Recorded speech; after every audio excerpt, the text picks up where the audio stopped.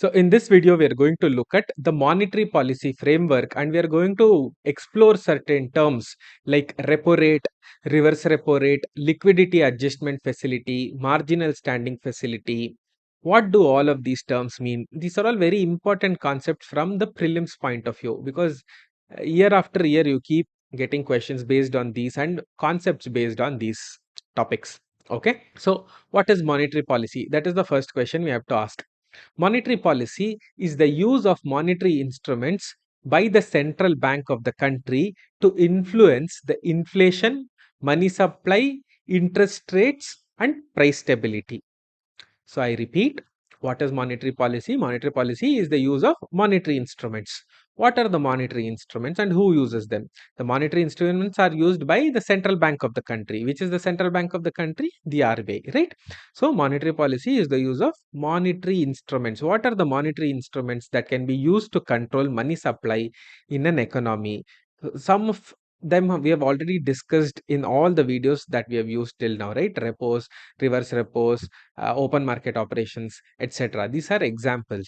So we use all of these monetary instruments to influence the inflation, to influence money supply in the economy, to influence interest rates, to influence price stability in the economy. Now, the stability of financial markets is also a very important concern of modern monetary policy frameworks, right? So, the financial markets have to be stable. In India, we can look at the objectives of monetary policy in three parts, that is, price stability, economic growth, and financial stability. Okay, the objectives of monetary policy can be looked at in three parts: price stability, economic growth, and financial stability. However, if you were to ask what is the main objective of monetary policy, we would say that the main objective of monetary policy is to ensure price stability while keeping the economic growth of the nation in mind. Okay, so keeping the prices stable and ensuring that the economy is continuing to grow at a very good rate.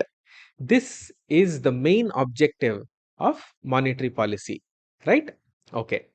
Now, there are various direct and indirect instruments that can be used for implementing monetary policy. We have already seen a few of these instruments. We will now list out the various direct and indirect instruments that can be used for implementing monetary policy. The first one, of course, is tampering or controlling the repo rate. Second one, reverse repo rate. If repo rate changes, reverse repo rate also changes. Then we have something called the liquidity adjustment facility. Then we have something called the marginal standing facility. Then we have bank rate. Then we have CRR, that is cash reserve ratio. We can alter the cash reserve ratio to alter the money supply in the economy. Then we have statutory liquidity ratio that can also be altered to alter the money supply in the economy. Then we have open market operation, market stabilization scheme, etc. So all of these are different methods in which we can control the money supply in the economy. So we have 9 broad tools that we can use to control the money supply in the economy. We'll list out the 9 broad tools again. The first one is changing the repo rate or the reverse repo rate. Then we have liquidity adjustment facility. We have marginal standing facility. Then we have bank rate. Then we have cash reserve ratio that we can change. Again, SLR is statutory liquidity ratio that we can change. Then we have open market operations, and then we have market stabilization scheme. We will start looking at what these mean in the next video. Thank you.